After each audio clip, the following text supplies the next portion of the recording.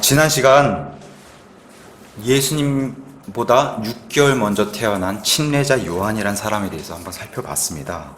예수님 앞을 달려 나가서 예비한 그런 사람으로 성경이 그려주고 있습니다.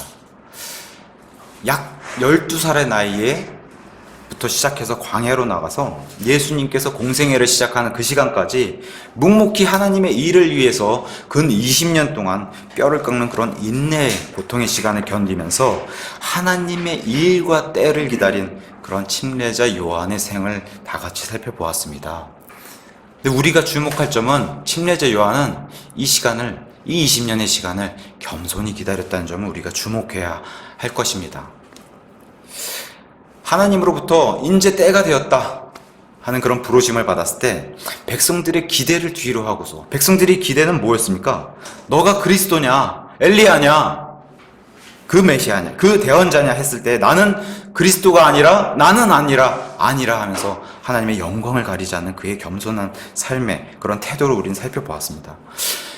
엘리야의 영과 권능으로 태어난 사람이 바로 침례자 요한이었고, 엘리야의 영과 권능이 있다고 하는 것은 하나님의 큰 그런 엘리야와 같은 큰 표적과 기적을 보일 수 있는 그런 사람임에도 불구하고 하나님의 뜻에 따라서 이스라엘에 겸손히 말씀을 선포하고 죄들의 사면을 받게 하는 그런 침례만 베푸는 그런 근성의 사람이었다, 이렇게 지난 시간에 살펴보았습니다.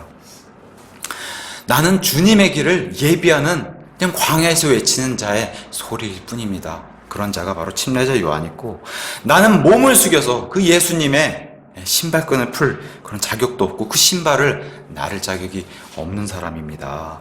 내가 어떻게 하나님의 종이라고 불릴 수 있습니까? 가당치 않습니다 하고 그렇게 자기 자신을 낮췄던 사람이 바로 침례자 요한이었다. 이런 침례자 요한의 태도와 지금 스스로 주님의 종이라고 자처하는 사람들과 한번 태도를 비교해 봤을 때는 정말 하늘과 땅 차이. 그러니까 예수님이 얼마나 이 자가 여자에서 태어난 구약에서 가장 큰 자라고 하는 그런 자를 봤을 때 정말 부끄러운 그런 우리의 모습을 살펴볼 수밖에 없습니다. 하나님이 이런 자를 통해서 많은 이스라엘 사람들을 구원의 길로 인도하는 그런 역사를 침례자 요한을 통해서 이루셨다. 그걸 성경을 통해서 우리에게 알려주셨습니다. 그래서 이런 침례자 요한의 모습을 통해서 많은 것을 생각해보는 그런 시간을 지난 시간에 가졌습니다. 오늘 정현철 형제님께서도 기도해 주셨지만 우리는 세상의 끝을 살아가고 있고 그렇게 달려가고 있습니다. 연일 터지는 뉴스를 보면 우리나라의 사정이 그렇게 썩 좋아 보이지 않는 그런, 정말 하루하루 말도 안 되는 상황이 벌어지는 그러한 세상에 살고 있습니다. 죄들이 점점 증가하고 있어요. 최근에 뉴스를 보셨으면 아시겠지만 강아지를 분양한 사람이 그 강아지가 문제 있다는 이유로 강아지를 던져서 죽이는 이런 일도 발생하고 있고, 음주 교통법이 강화가 되는데도 여전히 단속을 하면은 음주를 계속해서, 심지어 술 먹고 무면허인 사람들이 돌진하고 사람들을 치어서 계속 죽이는, 이러한 사람들이 더욱 악랄해지는 이런 세상에 살고 있습니다.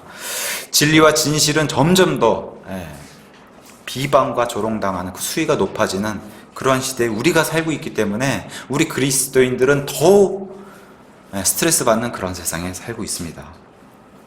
분명한 것은 때가 점점 가까이 온다는 것입니다. 분명한 것은 성경에서 말하는 죄는 이 지구에만 머물고 있지 않고, 계시록 18장 5절에서 가서 보시면은 하나님께서 내려다 보셨더니 큰 바빌론 음녀, 이 세상을 통치하는 그런 시스템인 큰 바빌론 음녀의 죄들이 이제는 하늘에까지 닿았다. 이게 이제 하나님이 말씀하신 이 죄들의 확장성을 계속해서 성경이 얘기하고 있습니다.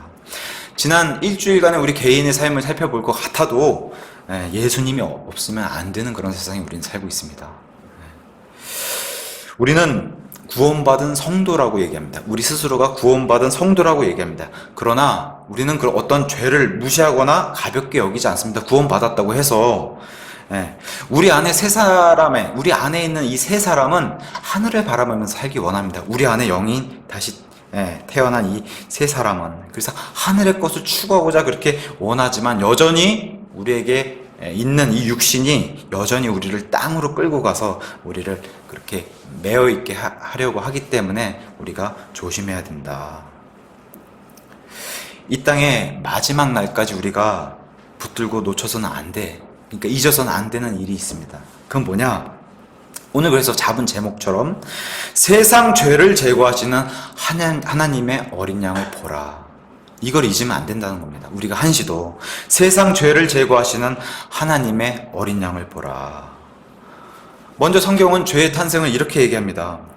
하늘에 하나님이 계신 처소에서 이 땅에 둘째 하늘과 첫째 하늘이 없는 그런 시대에, 그러한 때에, 시간도 없었던 그러한 때에 하나님께서 만든 아름다운 창조물 중에 가장 아름다운 창조물이라고 하는 루시퍼라는 창조물이 교만해져서 죄를 탄생시킨, 하나님은 죄를 창조시키지 않으셨는데 교만해져서 이 마귀 루시퍼를 통해서 죄가 탄생했다. 하나님을 찬양하는 천상의 가장 아름다운 존재였어요. 심지어 천사장 미가엘보다도 더 위에 존재하고 있는 그런 등급의 바로 이 천상의 존재가 바로 루시퍼. 근데 이 거룩하고 아름다운 존재가 이제는 타락을 해서 속이는 자라는 그런 이름을 붙은 그런 사탄이 돼버렸고 더러운 마귀가 됐다. 성경이 그걸 증언해주고 있습니다.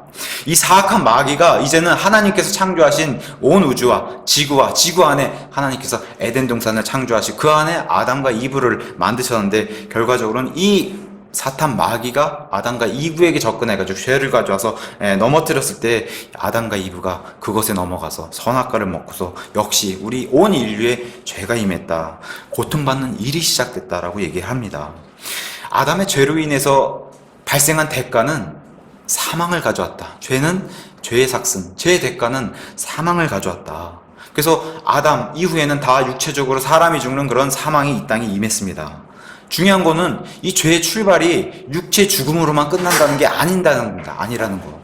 죄의 시작은 육체 죽음뿐만 아니라 이제는 하나님을 거부하게 되면은 둘째 사망으로 가는 이 첫째 사망과 둘째 사망이 죄로 인해서 이 땅에 탄생했다는 사실을 성경이 알려주고 있습니다. 오늘 하나님의 어린 양, 그래서 제가 성경에 가서 어린 양이라는 단어를 찾아보니까 성경에 200번 이상이 등장하더라고요. 그 정도로 어린 양이 중요한 단어로 등장하는데 성경은 하나님께서 이것을 그냥 놔두실 수 없기 때문에 하나님이 마련해 놓으신 방법을 어린 양을 통해서 죄가 있으면은 어떤 죄가 없는 존재가 대신 죽고서 피를 흘리고서 희생을 해야 된다는 하나님의 방법을 성경 처음부터 계속해서 알려주고 있습니다. 그러니까 누구를 대신하여 죄 없는 짐승이 희생당하는 일, 이것을 대신속죄라고 하는데 이게 이제 인류의 역사상 하나님께서 도입하신 그런 일이 창세기부터 등장하고 있습니다. 그래서 창세기 3장 21절에 가서 보시면은 처음에는 아무것도 옷을 걸치지 않고 있어도 그게 죄가 아니었고 부끄러운 게 아니었습니다. 이 땅에 죄가 들어오기 전에는. 근데 어떻게 선악과를 따먹은 이후에 죄가 들어온 이후에는 180도 바뀌게 돼서 이 땅의 벌거벗음이 수치스러운 일이 됐다라고 성경이 증언해주고 있는데 이런 수치스러운 일에 물론 아담과 이브는 많은 학자들도 그렇고 구원받은 회개에서 다시 하나님께로 돌이킨 그런 사람일 것이다. 저 역시도 그렇게 믿고 있고 왜 그러냐? 하나님께서 어떠한 이 아담과 이브를 대신해서 짐승을 잡는 일이 생겼고 이 아담과 이브의 죄를 대신해서 피를 흘리는 짐승이 생겼는데 그래서 하나님께서 이 아담과 이브에게 이 벌거벗은 수치를 덮어주시기 위해서 긴 가죽 옷을 덮어주셨다. 긴 가죽 코트를 덮어주셨다. 이렇게 성경이 기록해주고 있습니다. 우리가 하나님께 나와올 때 하나님 앞에서 물론 밖에 세상에서 생활할 때도 우리 옷차림이 중요한 겁니다. 특별히 예배 시간에는. 왜 그러냐? 하나님께서 이 벌거벗은 이런 수치를 덮어주시는 옷을 살펴봤을 때 우리가 하나님 앞에 어떻게 나와야 되는가, 예의를 갖추고 나와야 된다는 것을 창세기부터 성경이 알려주고 있는 겁니다. 자기의 벗은 몸은 수치스러운 일이기 때문에 부부 사이에만 보여줘야 된다는 것을 성경이 알려주고 있습니다. 그 외부에는 이걸 덮고 세상에 아무리 유행이 간다고 해도 우리 그리스도인들은 자기 자신의 옷차림을 통해서 하나님 앞에 자기를 이렇게 잘 드러낼 수 있도록 이렇게 생활해야 된다고 성경이 창세기부터 알려주고 있는 겁니다. 하나님은 죄를 보실 수 없는 분이기 때문에 이 죄가 있는 아담과 이브조차도 자기가 창조한 그런 창조의 모든 사람의 아버지와 어머니임에도 에덴 동산에서 쫓아낼 수밖에 없었습니다. 그래서 심지어는 하나님께서 은혜로 만드셔서 이 사람을 위해서 만드신 생명나무조차도 불타는 칼과 이 그룹들로, 그러니까 사탄 루시퍼의 동료들이죠. 나머지 동료들인 그 타락하지 않은 그룹들이 이 생명나무를 지키게 해주셨습니다. 왜냐? 이 죄의 몸으로, 죄가 들어오면 고통이 들어옵니다. 이 죄의 몸으로 영원히 살까 염려하는 하나님의 그런 마음에, 이것도 은혜입니다. 죄의 몸으로 생명나무의 열매를 먹게 되면 영원히 살 수밖에 없기 때문에 그런 걸 방지하기 위해서 에덴 동산에서 쫓아내시고, 심지어 다시 그 생명나무를 찾아올까 불타는 칼과 그룹들을 지키는 이런 것을 성경이 보여주고 있습니다.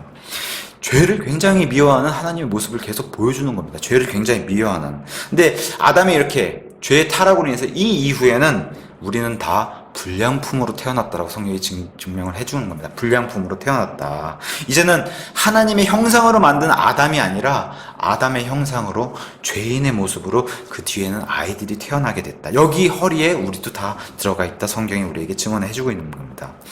다만 하나님이 공의로운 분이시고 공평하시기 때문에 다 불량품으로 태어난 것은 공평한 일입니다. 다 출발은 같기 때문에. 자, 하나님, 아담과 이브는 분명히 하나님으로부터 절대 잊을 수 없는 시청과 교육을 받았습니다. 그것은 우리의 죄로 인해서 어린 양이 희생됐다. 죄 없는 짐승이 피를 흘리고 희생됐다라고 하는 이런 눈으로 보여주는 그런 시청경 교육. 이건 절대 잊을 수 없는 겁니다. 아담, 이브를 통해서 하는 이 시청격 교육은. 죄를 지은 사람은 반드시 자신의 죄를 대신해서 어린 양, 짐승을 바쳐야 된다는 사실.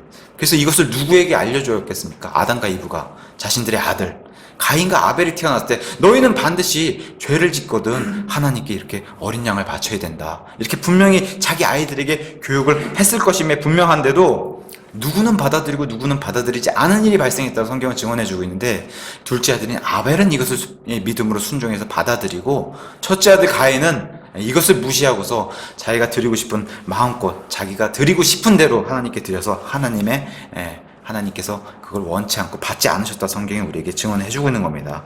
실제로 성경은 히브리서 11장 믿음장에 아벨의 이름을 기록해주면서 아벨은 하나님이 흡족할 만한 그런 믿음의 순종으로 양을 바친 것으로 이렇게 증언해주고 있고, 가인은 이 종교의 행위, 가인이 보여준 것은 바로 종교의 행위다. 믿음이 아니라 자신이 하고 싶고 믿고 싶은 대로 자신이 창조된 하나님을 섬기는 그런 종교의 행위를 보여준 것이 바로 가인이었다. 해서 극명하게 아담의 이후의 아들들의 극명하게 믿음과 종교의 이 반대로 가는 방향을 성경이 증언을 해주고 있는 겁니다.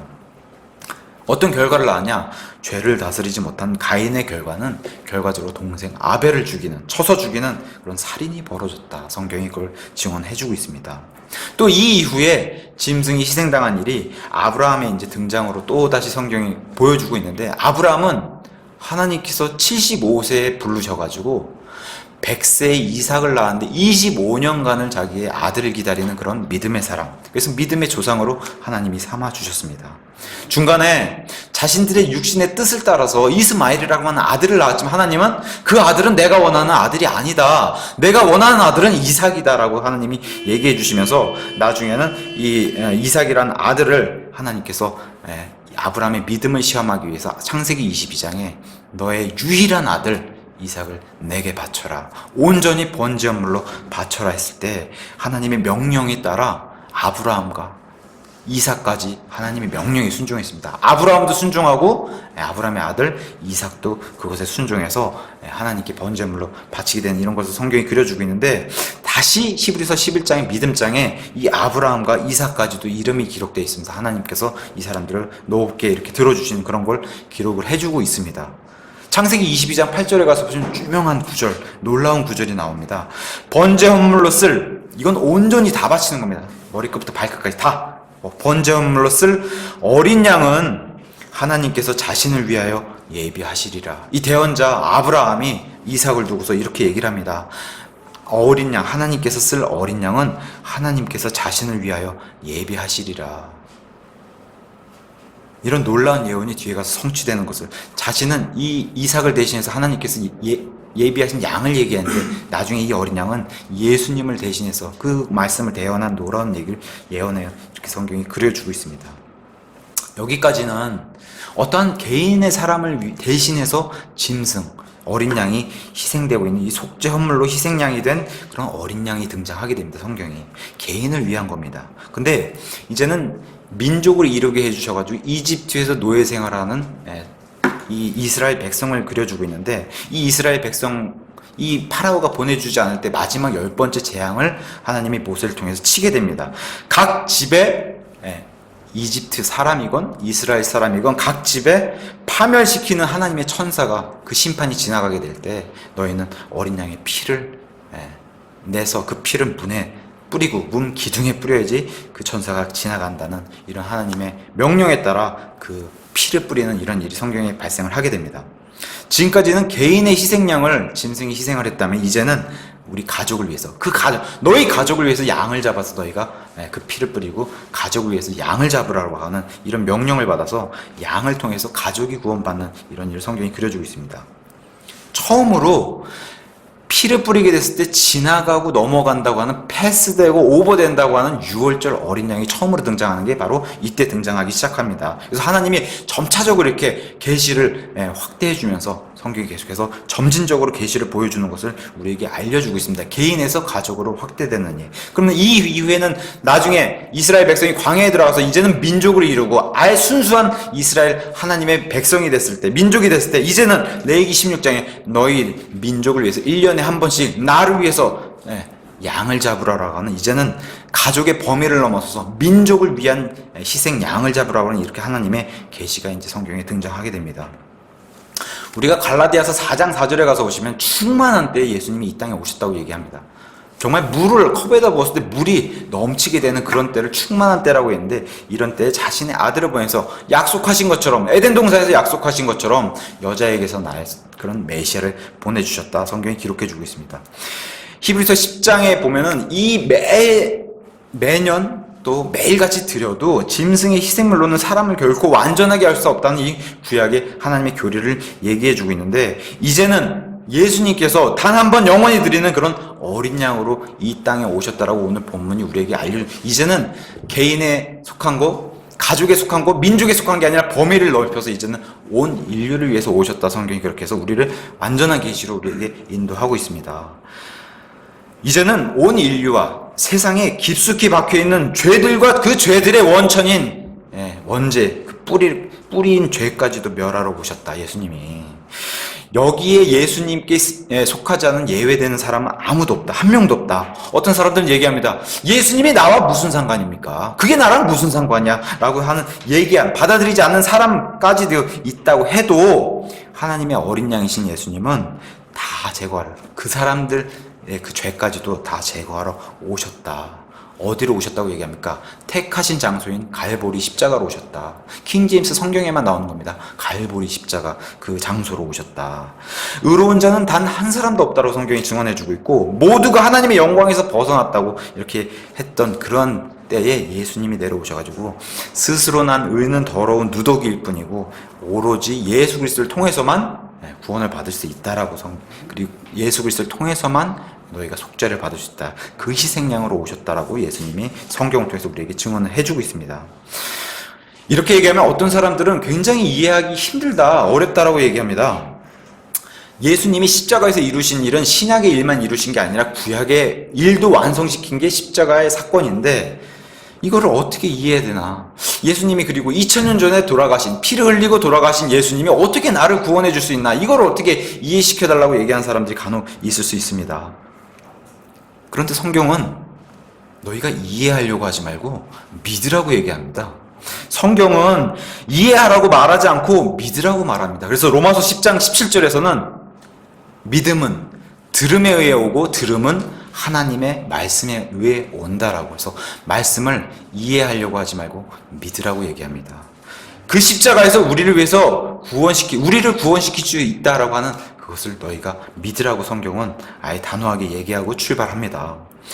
하나님의 말씀인 이 성경이 오늘 본문에 등장한 것처럼 구약의 마지막 대언자 침례자 요한을 통해서 다시 한번 확증해주고 있습니다. 이 어린 양, 구약에서 계속해서 하나님께서 보여주신 이 희생양인 어린 양이 도대체 누군가, 그 주인공을 정확하게 오늘 본문에서 예수님이시다. 그래서 그것을 오늘 같이 살펴보려는 겁니다. 29절에 가서 보시면 침례자 요한이 정확하게 이렇게 얘기를 합니다. 다음날 요한이 예수님께서 자기에게 오시는 것을 보고 이르되 세상 죄를 제거하시는 하나님의 어린 양을 보라. 너희에게, 지금 이스라엘 너희 백성에게 어린 양이 어떤 존재인가, 어떤 의미인가. 근데 그 하나님의 어린 양은 바로 저기 오시는 저 예수님이시다. 이렇게 성경이 아예 침례 요한이 그렇게 선포를 하고 나갑니다. 세상에서 죄를 제거할 수 있는 것은 요르단 강물도 아닙니다. 여기 등장한 침례자 요한도 아니고, 하나님께서 명령하셔 지은 하나님의 성전도 아니고, 하나님께 바치는 희생물도 아니고, 예수님의 제자가 된다고 해서 이 세상의 죄를 용서받을 수 있다고 얘기하는 게 아닙니다. 오직 성경이 얘기하는 이 속죄의 그런 주인공은 하나님의 어린 양이시다. 이 진리를 침례자 요한이 선포하고 시작을 하게 됩니다. 희미해도 구약에도 예수님을 희미하게 그 하나님으로, 희미해도 구약에 오직 예수 그리스도를 통해서만 구원을 받을 수 있고, 이제는 신약에 뚜렷하게 선명해진 그분, 그 어린 양이 바로 예수 그리스도시다. 이제는 선명해진 이 신약에도 오직 예수 그리스도를 통해서만 너희가 죄를 용서받을 수 있다. 이걸 성경이 우리에게 명확하게 얘기를 해주는 겁니다. 그러면서 30절에 내가 말하기를 내 뒤에 오시는 분이 있는데 그분께서 나보다 앞서신 것은 그분께서 나보다 먼저 계셨기 때문이라 하며 언급한 분이 곧 여기 오시는 예수님이시다. 이 구절은 참 중요하기 때문에 많이 반복을 해서 얘기했습니다. 15절에 가서 보시면은 요한이 그분에 대해 증언하며 외쳐 이르되 내가 말하기를 내 뒤에 오시는 분이 나보다 앞서신 것은 그분께서 나보다 먼저 계셨기 때문이다 얘기하고, 27절에도 똑같은 곧 내 뒤에 오시지만 나보다 앞서신 분이 계시다. 이 예수 그리스도를 향해서 계속해서 반복하는, 요한복음에만 3번 반복하고 마태복음, 마가복음, 누가복음에 동일하게 이 내 뒤에 오신 분은 바로 나보다 앞서신 분 예수 그리스도시다. 총 6번이나 반복하는 중요성을 계속해서 강조하고 있는, 철저하게 그분 앞에서 나는 낮추고 감춰줘야 하는 그런 인간의 존재로 드러내고 있고, 육신을 입고 나보다 분명히 내 뒤에 탄생하셨고 내 뒤에 오시지만 이분은 나를 만드신 창조자 하나님이시다. 그렇게 침례자 요한은 정확하게 우리에게 알려주고 있습니다. 그러면서 31절의 앞부분에 내가 그분을 알지 못했다. 분명히 마리아와 이 침례자 요한의 어머니인 엘리사벳은 사촌지간입니다. 사촌지간. 근데도 이 왕래가 없었던 걸 성경이 그려주고 있습니다. 나는 그분을 알지 못했다. 내 먼 육천간의 그런 관계를 나는 알지 못했다. 본 적이 없다. 왕래가 없음을 알려주면서 그분을 몰랐다. 이분이 무슨 흰옷 입고 빛나는 옷 입고 등장한 게 아니라, 어떤 그림에서 보는 것처럼 머리 후광이 있어서 등장한 게 아니라 이분을 알지 못했다. 근데 분명한 것은 33절에 이렇게 증언해주고 있습니다. 나는 그분을 알지 못하였으나 나를 보내어 물로 침례를 주게 하신 분, 바로 그분, 이분이 하나님 아버지, 이분께서 내게 이르시되 성령이 누구에게 내려와 그 위에 머무는 것을 내가 보거든 바로 그가 곧 성령으로 침례를 주는 분이니라 이렇게 말씀하셨기 때문에 내가 이분을 알아볼 수 있었다. 성경이 증언해주고 있습니다. 나를 보내신 분, 그분은 바로 내가 믿는 구약의 그 여호와 하나님 아버지신데 그분이 내게 일러주신 말씀이 있다. 그것은 곧 성령이 어떤 분의 머리 위로 내려와 앉았을 때 그분이 바로 후에는 성령님으로 침례를 주는 그분이심을 내가 보고서 알 수 있었는데, 다시 한번 돌아가면 29절에 그분이 바로 저기 오신 예수 그리스도 하나님의 어린 양이시다. 이렇게 성경이 우리에게 증언해주고 있는 겁니다. 그래서 32절에 요한이 또 증언하여 이르되 내가 봄에 성령께서 비둘기같이 하늘로부터 내려오사 그분 위에 머무신 것 나는 그것을 보았다. 이분이 하나님의 어린 양이신 것을 알았다.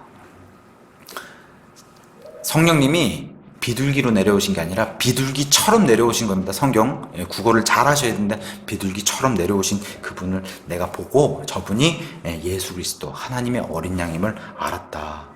마태복음 3장 14절에서 15절에 가서 보시면 동일한 사건이 등장하는데, 여기서는 침례자 요한이 이분을 알아차리고 나는 예수님께 침례를 베풀 수 없습니다. 어떻게 제가 예수님께 침례를 베풉니까? 하고서 침례를 거부한 일이 기록이 되어 있습니다. 근데 예수님의 대답은 뭐라고 합니까? 지금은 이렇게 되도록 허락하라. 얼마나 겸손한지 봅니다. 이분이, 이 하나님이신 이분이 지금은 이렇게 되도록 허락하라.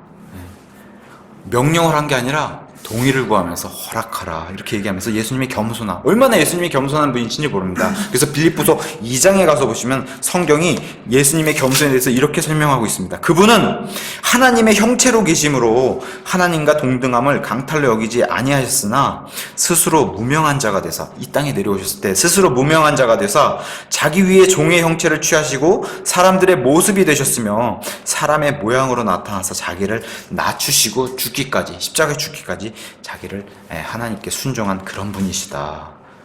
근데 이분이 바로 그분이라고 알려주셨는데, 아버지께서 침례자 요한에게 저분이 바로 메시아다, 그리스도다, 하나님의 아들이다라고 침례자 요한에게 계시를 해주신 바로 그분 앞에 쓰니까 침례자 요한이 제가 어떻게 침례를 베풀 수 있습니까? 이렇게 나오는 겁니다.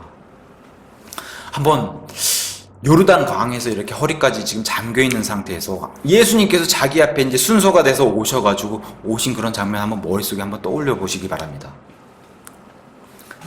알려주셨어요. 아버지께서 저분이 메시아고 그토록 기다리던, 지금 400년간 기다리고 하나님의 사람이고 하나님의 아들이고 하나님의 어린 양이다 이렇게 알려주셨어요.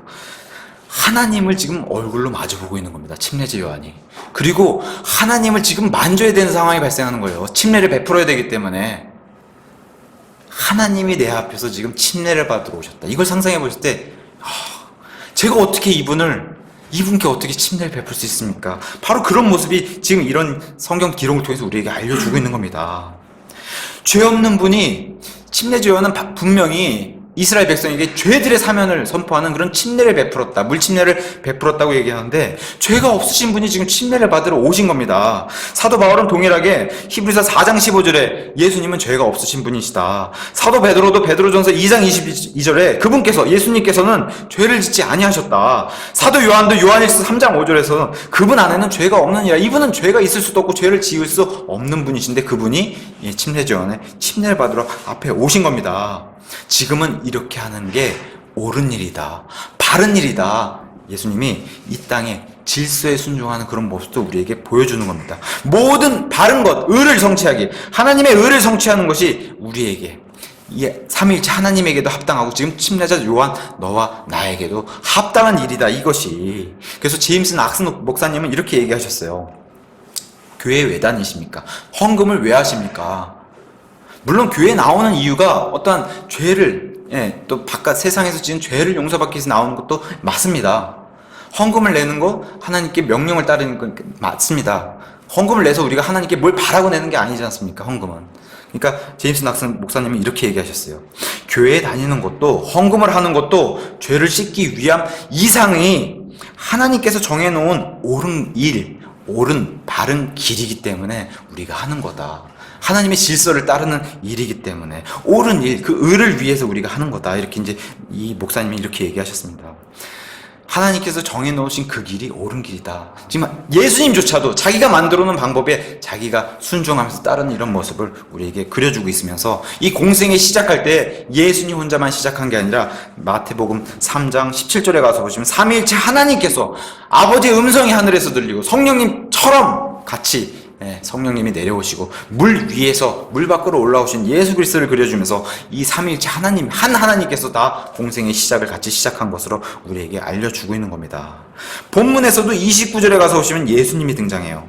32절과 33절에 가서 보시면 성령님이 등장해요. 그 다음에 33절에 바로 침례자 요한에게 계시를 주셨던 그분, 아버지 하나님이 등장하면서 3.1절 9절이 오늘 본문에서 다 삼위일체 이분들이 다 나오게 되는데, 이분들은 우린 세 분이라고 얘기 안 하고 한 하나님이라고 얘기한다. 그게 성경의 삼위일체 신비라고 얘기하는 겁니다. 그러면서 31절 뒷부분에 내가 그분을 알지 못하였으나 그분이 이스라엘에 드러나야 함으로 내가 와서 물로 침례를 주었다. 이렇게 성경이 증언해주고 있습니다. 침례를 준 이유가 있다는 겁니다. 예수님은 죄가 없으시니까 회개하실 필요도 없고 죄를 씻는 이런 그런 증표인 침례를 받을 필요가 없는데, 다른 이유가 있다는 겁니다. 예수님이 침례 받으신 이유는 이분이 이스라엘에게 드러나야 하기 때문에 내가 침례를 드렸다. 왜냐? 내가 이 일을 위해서 지금 20년을 기다렸고 이 일을 위해서 태어난 사람이기 때문에, 하나님이 준비를 나를 시킨 그런 내가 존재이기 때문에 침례자 요한은 이렇게 얘기합니다.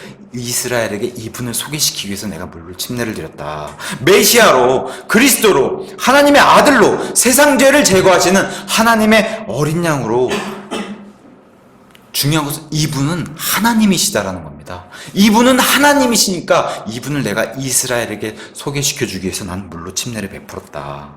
그래서 내가 이 20년의 고독의 시간이 있었어도 나는 그거를 인내하고서 내가 하나님의 이 뜻을 바라 부름받은 그런 사람이다. 그걸 성경이 우리에게 증언해주고 있는 겁니다. 물로 침례를 주라 하신 분이 계세요. 아버지 하나님, 그분께서 성령님이 내려와 그 위에 머무는 것을 너가 보거든 그가 곧 성령님으로 침례를 주는 예수 그리스도시다. 그분이라고 하셨기 때문에 34절에 가서 보시면 내가 보고 이분이 하나님의 아들이심을 나는 증언하였다. 메시아가 이미 이스라엘에 계셨어요. 자라오셨고 사적인 생활을 하셨어요. 메시아가 이미 이스라엘에 계셨지만 아무도 메시아를 알아보지 못했습니다. 침례자 요한을 통해서 예수님께서 메시아요, 그리스도요, 하나님의 어린 양이라고 하는 사실이 이제는 선포가 되면서 시작을 하게 된 겁니다. 공생에. 침례를 통해서 드러났다. 성경이 그걸 알려주고 있습니다. 성경 말씀이 성취되었다. 성경이 우리에게 알려주고 있는 겁니다. 예수님께서 이렇게 물침례를 통해서 이스라엘에게 드러나셨어요. 지금 이 시간에는 어떤 사람이 예수님께서 나를 위해서 흘려주신 그 피, 내가 하나님께로 180도 돌인 회개와 더불어서 그 피를 믿는 이 복음을 받아들였을 때 구원자로 예수님을 받아들이게 되면 예수님께서 즉시 믿는 자에게 드러나신다. 드러내 주신다라고 성경이 우리에게 알려주고 있고, 예수님께서 우리에게 주신 귀한 게 있어요. 바로 그게 명령, 귀한 걸 주셨어요. 그건 바로 침례. 이 침례는 제 구원, 저는 구원받은 사람입니다. 근데 제 구원을 여기 앉아 계신 분이 볼 수가 없어요. 제 안에는 예수님이 살아계신데 볼 수가 없습니다. 근데 우리에게는 이 중요한 선물 같은 이제 침례를 주시면서 뭐라고 얘기했냐? 우리는 예수님을 눈으로 볼 수도 없고 예수님을 안에 있는 것을 보여줄 수도 없지만 당당하게 입술로 고백할 수 있다는 겁니다. 당당하게 침례 받는 것을 통해서 예수님이 내 안에 살아계시다. 나는 예수님을 통해서 구원받은 사람이더라고. 우리의 그런 사실을 증언할 수 있는 게 바로 그게 침례다. 하나님과 세상에 고백할 수 있는 게 바로 침례다라고 우리가 진주 소망 침례교회를 다니고 있습니다. 우리가 이 침례에 대해서 자랑스럽게 생각하기 때문에 우리 교회 이름에 이걸 붙이는 겁니다. 침례교회라고. 우리 많은 선조들이 6천만 명 이상의 선조들이 이 침례 때문에 목숨을 잃은 사실을 우리는 기억해야 할 것입니다.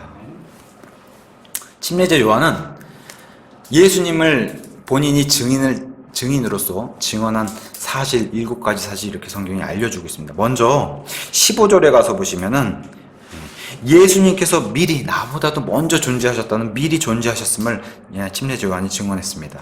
23절에 가서 보시면은 예수님이 곧 주님이시다. 나는 주의 길, 그 주님의 길을 곱게 하는 그런 예비된 사람이었다. 그래서 메시아나 왕의 길이 아니라 성경은 주님의 길을 예비한 사람, 침례자 요한. 그러니까 이분이 주님이시다. 이걸 증언한 사람이 침례자 요한입니다. 요한의 증언처럼 우리 역시 예수님이 나의 주인이란 사실을 믿습니까?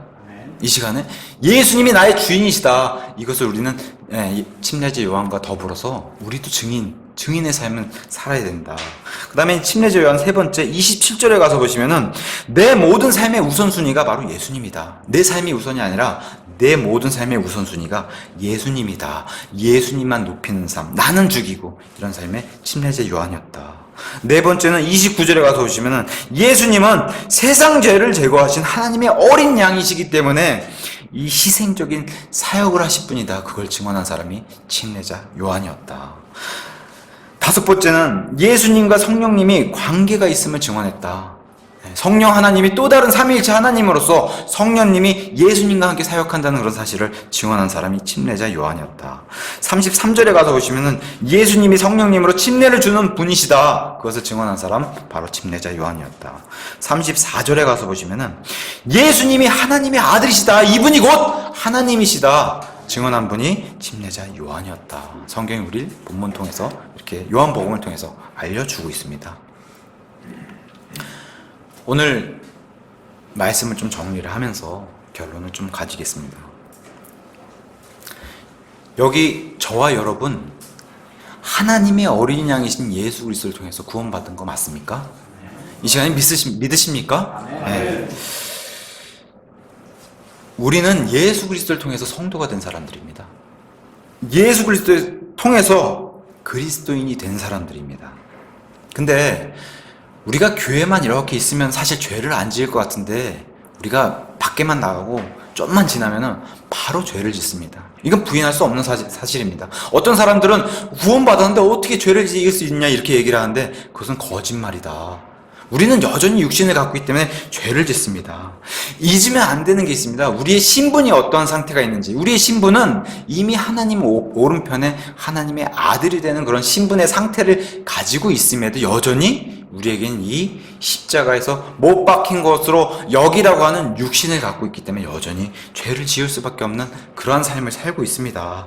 죄의 권능이 여전히 자기의 밑으로 굴복시키려고 우리를 여전히 굴복시키려고 하는 그런 죄가 도사리고 있는 것을 우리는 알 수가 있습니다. 성경도 이렇게 증언해주고 있습니다. 고린도전서 5장 7절에 너희는 누룩 없는 자들이다. 하나님께서 너에게 너희 누룩, 이 누룩이 죄를 상징하고 있는데 누룩을 치워주신 그런 존재다. 누룩 없는 자들이다. 근데 너희가 노력해야 되는 그런 성화의 삶이 있다. 그것은 곧 뭐냐? 새 덩어리가 되기 위해서 너희는 노력해라. 이미 새 덩어리가 된 존재지만 이 땅에서는 육신과 함께 살기 때문에 새 덩어리가 되기 위해 너희가 노력하는 그런 묵은 누룩을 제거하는 그 일이 너희 인생에 있어야 된다. 이것을 성경은 성화라고 얘기합니다. 그래서 우리의 유월절 어린 양, 곧 그리스도께서 우리를 위하여 희생물이 된 사실을 너희가 잊지 말아라. 요한일서 2장 2절도 이렇게 우리에게 증언해주고 있습니다. 그분은, 예수님은 우리의 죄들로 인해서 하나님 아버지와 깨진 이 화평의 관계가 깨져서 원수 관계가 되는데 이 관계를 회복시켜 주신 화의 헌물이 되셨다. 희생양이 되셨다. 그러니 이분이 행하신 일은 우리의 죄들뿐만이 아니라 온 세상에, 이 오늘 본문처럼 세상죄를 제거하시는 하나님의 어린 양이기 때문에 우리의 죄들뿐만 아니요 온 세상의 죄들로 인한 화의 헌물이시다. 성경이 이렇게 증언해 주고 있습니다. 이러한 사실을 너희가 잊지 말아야 된다. 우리가 잊고, 그럼에도 늘 잊고 살아요. 예수님 우리와 함께하고 계시고 우리 안에 계시다고 하는 사실. 우리가 떠나라고 해도 안 떠나십니다. 이분은 우리가 밀어내도 안 나가시는 분이 바로 예수님이세요. 영원히 우리 안에 계십니다. 예수님은. 그 하나님의 어린 양을 너희가 바라봐라. 지금 오늘 본문이 얘기하는 게 그겁니다. 그 하나님의 어린 양을 너희가 바라봐야 된다. 성경에 창세기부터 계시록까지 성경의 주인공을 뽑으라 그러면 단연 성경의 주인공은 예수님이십니다. 자, 성경이 계속해서 얘기하는 거, 개인을 위한 희생양이 된 그분이 바로 예수님이시다. 가족을 위해서 희생양이 된 분이 바로 예수님이시다. 민족을 위해서 희생양이 된 분이 예수님이시다. 온 인류와 세상의 이 죄를 위해서 희생양이 되신 분이 바로 예수님이시다.